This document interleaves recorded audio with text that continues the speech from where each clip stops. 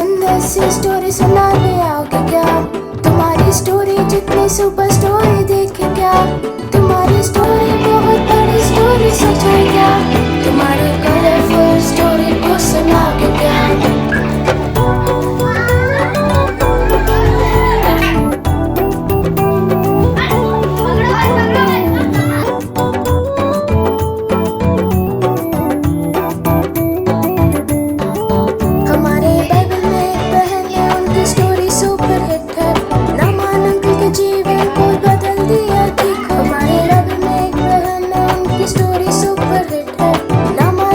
जीवन को बदल दिया देखो। हमारी स्टोरी को ढूंढो या फिर बनाओ।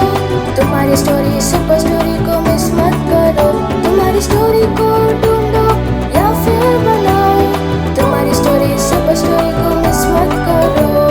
तुम्हारी स्टोरी सुपर स्टोरी को मिस मत करो।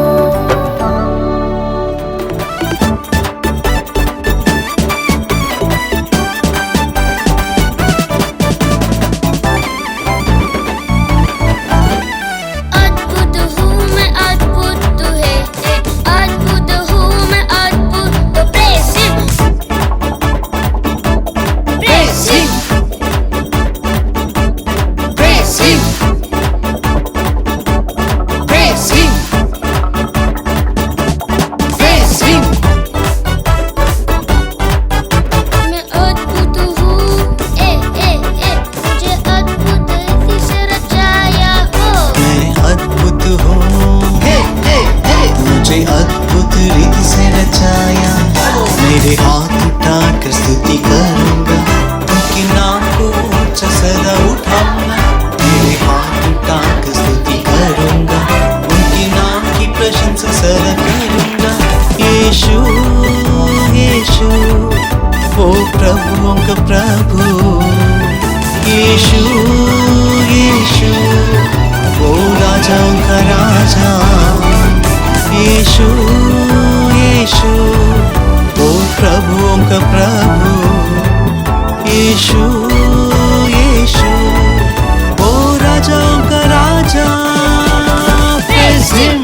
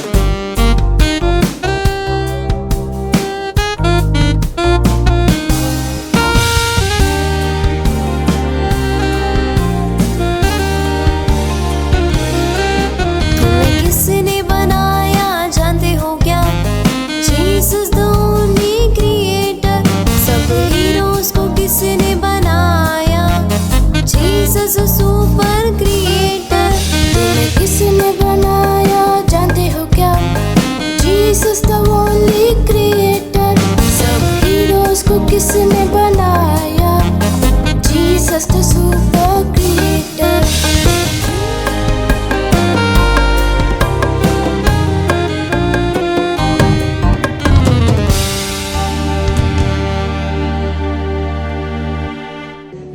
बारिश की तरह एक अग्नि के समान या गिर जाए मुझ पे समय में एक चादर के समान। एक बारिश की तरह समय में। हालेलुया।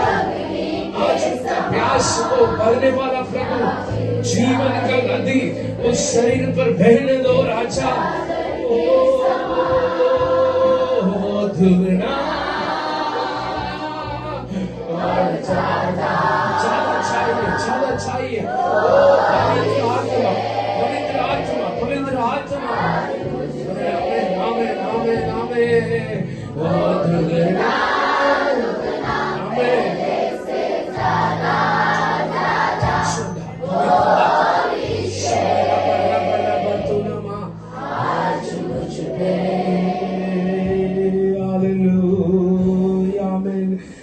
जाकर प्रभु को स्तुति करें। पवित्र आत्मा में आपको स्तुति करता हूँ, बोलकर बोले। अगर आप अकेला महसूस करते अपने आप को ऐसा रहेगा तो ऐसा नहीं रहना चाहिए। आप दूसरे के साथ, क्योंकि परमेश्वर भी पहले जेनेसिस में क्या किए थे, जब आदम को बनाए थे उनको क्या कर दिया, अकेला रहना अच्छा नहीं है करके उनको मदद करने के लिए दिया है। तो हम बहुत सारे और भी क्वेश्चन है जिसमें लिखा है आप अलोन लेना चाहते हैं, सी आप अगर ऐसा ही अकेला ही महसूस करेंगे, मैं अलोन हूँ, मेरे साथ, मतलब आप ऐसा, आपका क्यों अलोन है बताए। कभी कभी आपका कैरेक्टर्स और जो आपके साथ रहना चाहते हैं उनके कैरेक्टर्स भी क्या होना चाहिए, मैच होना चाहिए। मैं जैसे सोचती हूँ वैसा ही वो भी सोचना चाहिए। मुझे जो पसंद है वही दूसरे लोग करना चाहिए। ऐसा अगर आप एक्सपेक्ट करेंगे तो किसी के साथ भी हम फ्रेंड्स नहीं रख सकते।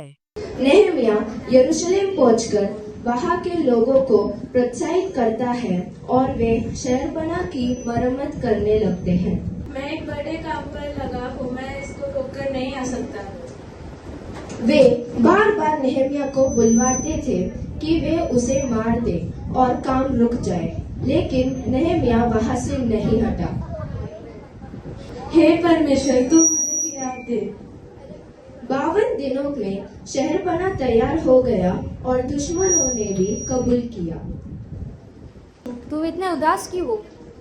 क्या गुरु में पेरेंट्स मुझे डांट ले, स्कूल का भी होमवर्क पेंडिंग है, अभी मैं क्या करूं?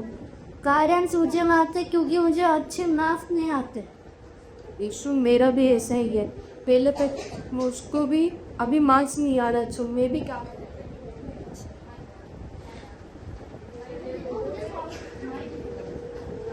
भाई मुझे सॉन्ग पे मिला, ये सॉन्ग पे वो अंकल का होगा, देखो भाई दिख क्या प्रेम अंकल का, वो अंकल का होगा। मैं इससे क्या पानीपुरी खाप का चॉकलेट खाता, मैं नहीं करता। अरे ये आप लोग क्या कर रहे हो? अपने पेरेंट्स की शिकायत ऐसे नहीं करनी चाहिए, और आप किसी अनजान व्यक्ति का पैसा उठा रहे हो, यह आपको नहीं करना चाहिए। क्यों? क्योंकि मैं कुछ दिन पहले किड्स कैंप गई थी, वहाँ हमें सिखाया था कि पेरेंट्स की कंप्लेंट भी करनी चाहिए, उनका केयर करना चाहिए और उनका आदर करना चाहिए और उनका पालन करना। और आपको भी किसी अनजान व्यक्ति का पैसा नहीं लेना चाहिए। हमें सिखाया था असली हीरो वही होता है जो अच्छे काम करता है। आप अगर उन्हें उनका पैसा फिर से लौटा दोगे तो आप असली हीरो। जब हम लोग को समझ नहीं आया, मैं वापस उठकर पैसा वापस कर दूँगा। अब मैं आपके साथ अभी साथ से किस कैम था, और हम पे हीरो सोचे कि हमको भी पेरेंट्स की रिस्पेक्ट बची। कृपया मेरी मदद कीजिए, कृपया मेरी मदद कीजिए। मेरी पत्नी और मेरे बच्चे दोनों मर रहे हैं, आप उनकी मदद कीजिए। लेकिन प्रसव पीड़ा में एक महिला की क्या मदद करनी चाहिए मुझे नहीं पता। कृपया मेरे पिताजी को आप ग्रहण कीजिए, वो जैसे बताते हैं मैं उनके साथ आऊंगी और वो जैसे बताते हैं आपकी पत्नी की मदद करूंगी। नहीं, मुझे आपसे ही मदद चाहिए। मैं ये अनुमति नहीं दे सकता हूँ। मेरी पत्नी को और किसी पुरुष का चेहरा नहीं देखना चाहिए। अगले दिन आइडा स्कडर को खबर मिली कि जो 3 पुरुष उसके पास आए थे उन तीनों के पत्नियों का देहांत हो गया, यानी उनकी ज़िंदगी ख़त्म हो गई। हे, मैं क्या सुन रही हूँ? वो तीनों महिलाओं का कल मृत्यु हो गया और मैं कुछ नहीं कर सकी। अमेरिका वापस जाऊंगी और मेडिसिन की पढ़ाई करूंगी। एक डॉक्टर बनकर वापस भारत में आकर यहाँ पर मैं सेवा करूंगी। ग्रेजुएशन के बाद आइडा भारत के वेलोर लौट आई। उसने मुख्य रूप से महिलाओं पर और बच्चों पर ध्यान दिया। दूसरों को यह एक छोटा काम लगा, लेकिन परमेश्वर ने उसे आशीर्वाद दिया और महान कार्य में बदल दिया। उसने वेलोर शहर के बीच में एक अस्पताल खोला। उन्होंने भारत का पहला नर्सिंग कॉलेज शुरू किया। पहले महिलाओं को और बाद में पुरुषों को शामिल करते हुए इसे को एजुकेशन कॉलेज में बना दिया। मेरा नाम डॉक्टर प्रिया है और मैंने सीएमसी वेलोर हॉस्पिटल में अपने डॉक्टर की पढ़ाई को पूरा किया। सीएमसी वेलोर हॉस्पिटल को 1900 में आइडा स्कदर ने स्थापित किया था। आज 2025 में ये हॉस्पिटल अपना 125वां साल मना रहा है। एक व्यक्ति की सेवा के द्वारा, उसके मदद के द्वारा और उसके महान कामों के द्वारा आज मेरे जैसे कई लोगों को डॉक्टर बनने का मौका मिला। सच में आइडा स्कदर असली हीरो है। क्या आप जानते हैं कि आज आपकी कहानी और आपके परिवार की कहानी आइडा स्कदर जैसे हीरो की वजह से और बहुत सारे हीरो के वजह से, खास करके यीशु मसीह के कामों की वजह से एक बेहतरीन कहानी यानी एक सुपर स्टोरी में बदल गई है। जॉन एमोस कोमिनियस चेक गणराज्य में पैदा हुए एक मसीह शिक्षक थे। शिक्षा सभी के लिए होनी चाहिए, चाहे वो अमीर हो या गरीब, लड़का हो या लड़की। मैं अपना जीवन शिक्षा के लिए समर्पित करूंगा। My name is Moanta. A1. I am very angry, very weak, sad, smart, happiness, motive. A2. Me, my family, into Sika Paruta, in a scene 6-2. A3. My hero, so let's not get tired of doing what is good. Galatians 6:9.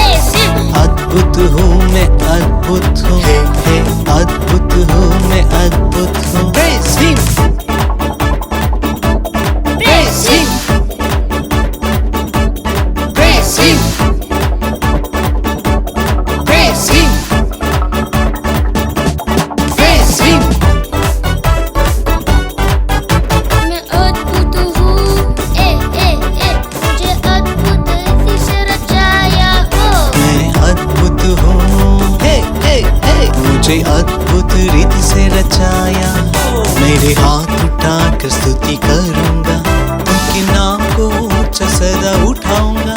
मेरे हाथ उठाकर स्तुति करूंगा, उनके नाम की प्रशंसा सदा करूंगा।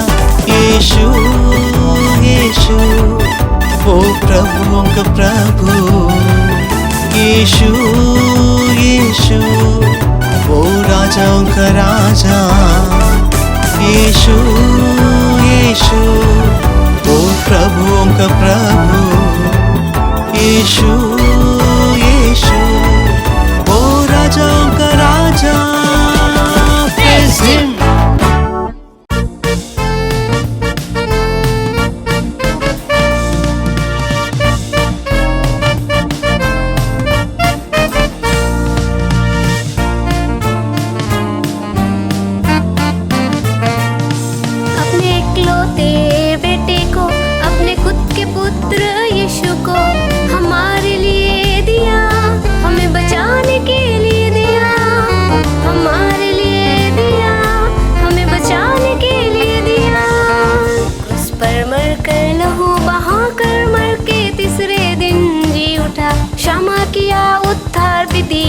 खुद का बेटा बनाया, दिया यीशु को सब कुछ देगा हमको, दिया यीशु को सब कुछ देगा हमको।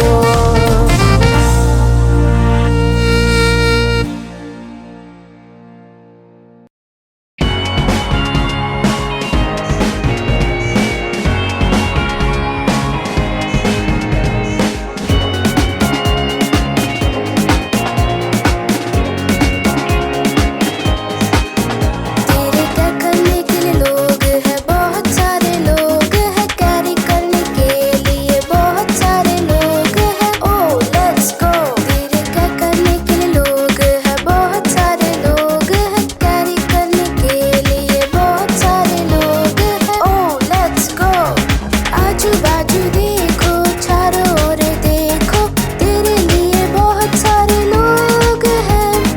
आजू बाजू देखो, चारों ओर देखो, तेरे लिए बहुत सारे लोग हैं। ओह लेट्स गो, अकेले नहीं, ऐसे ही नहीं है, तेरे लिए ही लोग कहीं। अकेले न जाओ, टालो नहीं है, तेरे लिए ही लोग कहीं। तुमसे होगा, हासिल करोगे, चिंता ना करो, तुम जीतोगे। ओह लेट्स गो। आजू बाजू देखो, चारों ओर देखो, तेरे लिए बहुत सारे लोग हैं। आजू बाजू देखो, चारों ओर देखो, तेरे लिए बहुत सारे लोग हैं। Oh let's go. Hi sweetie, hi Neha दीदी, कैसी हो? अच्छी हूँ, आप बताइए। स्वीटी, मेरे अंदर ना बहुत सारे डाउट है, क्या आप मुझे बता सकती हो? जी दीदी पूछिए। स्वीटी, आपको हमारे चर्च का नाम पता है क्या? ये तो सबको पता है। बच्चों, आपको पता है हमारे चर्च का नाम? बताइए। वेरी गुड, देखा आपने। यस, थैंक यू बच्चों। ओके स्वीटी, वैसे चर्च का नाम तो पता चल गया, वैसे चर्च में कितने लोग होंगे? हमारे चर्च में 150 to 200 लोग होंगे। Thank you sweetie. और स्वीटी, आप चर्च कब से आ रही हो? मैं चर्च बचपन से आ रही हूँ।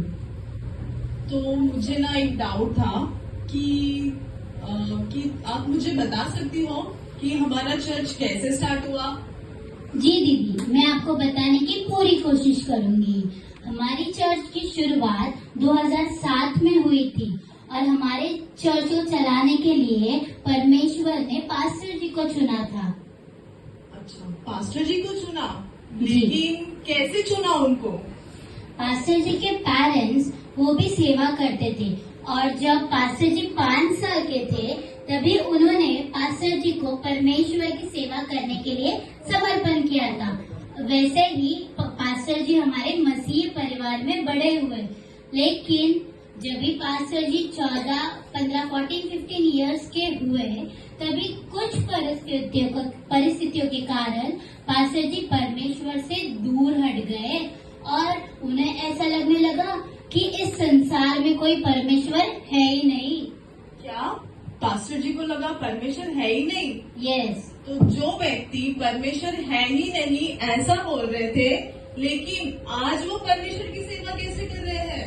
दीदी, परमेश्वर जिनको चुनते हैं उनके जीवन में अपनी योजना जरूर पूरी करते हैं। तो उसके बाद पास्टर जी के जीवन में बदलाव कैसे आया? बताती हूँ। पास्टर जी अपनी स्टडी पूरी करके उन्हें उसके बाद एक जॉब लगी। उनकी जॉब बहुत अच्छे से चल रही थी। फिर एक दिन क्या हुआ, परमेश्वर ने उनसे बात किया। परमेश्वर ने कहा, क्या आप मेरी सेवकाई करोगे? तो पास्टर जी ने परमेश्वर की बुलाहट को नेग्लेक्ट नहीं किया और उन्होंने अपने जीवन को परिपूर्णता से समर्पण किया। ओके स्वीटी, उन्होंने समर्पण तो किया, आई एम एग्री, लेकिन पास्टर जी तो तमिलनाडु में रहते हैं ना, तो वो मुंबई कैसे आए? बताती हूँ दीदी। देखिए, परमेश्वर की आवाज सुनने के बाद पास्टर जी ने पूर्ण जीवन उनका समर्पित किया और परमेश्वर की आज्ञा का पालन किया। उसके बाद पास्टर जी बाइबल स्टडी के लिए दिल्ली चले गए। उसके बाद परमेश्वर ने उनसे बात किया और मुंबई जाके सेवकाई करने के लिए अगुवाई की। सच में परमेश्वर की योजना कैसे अद्भुत है कि एक व्यक्ति को तमिलनाडु से मुंबई लेकर आए। हाँ दीदी, ये तो अद्भुत बात है। लेकिन पास्टर जी जब भी मुंबई में आए तभी पास्टर जी यहाँ पर किसी को भी नहीं जानते थे और यहाँ पर पास्टर जी का कोई भी परिवार नहीं था। तो यहाँ पर उन्हें बहुत सारी दिक्कतें आई। जैसे जब भी वो नवी मुंबई में आए तभी वो हर एक स्टेशन में जाकर, हर एक जगह पे जाकर लोगों के उद्धार के लिए प्रार्थना करते थे। इतना ही नहीं, उन्हें घर ढूंढने के लिए भी बहुत दिक्कत आई। सबसे पहले पास्टर जी एक छोटे से घर में रेंट में रहते थे और आपको पता है उन्होंने 4 लोगों के साथ अपनी कलीसिया की शुरुआत की। देखो बच्चों, परमेश्वर ने पास्टर जी की कैसी हेल्प की, उन्हें भाषा सीखने के लिए और रहने के लिए। और जैसे कि दीदी ने बोला कि सिर्फ 4 लोगों के साथ शुरुआत हुई थी, लेकिन आज हम देख सकते हैं कि हमारी कलीसिया कितनी बड़ी है।